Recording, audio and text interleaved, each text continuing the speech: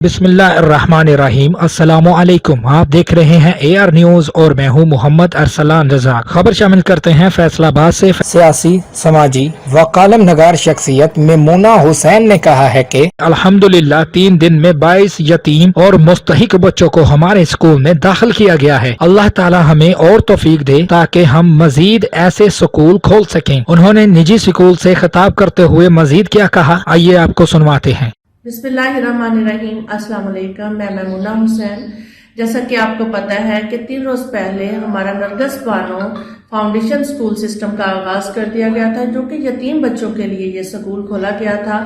ہمارا معیار تعلیم دیکھتے ہوئے ماشاءاللہ اللہ کا شکر ہے کہ 22 بچوں کے ایڈمیشن ہو چکے ہیں، اور میں اپنی پوری ٹیم کو مبارکباد دیتی ہوں جو کہ ہمارے ساتھ مل کے کام کر رہے ہیں۔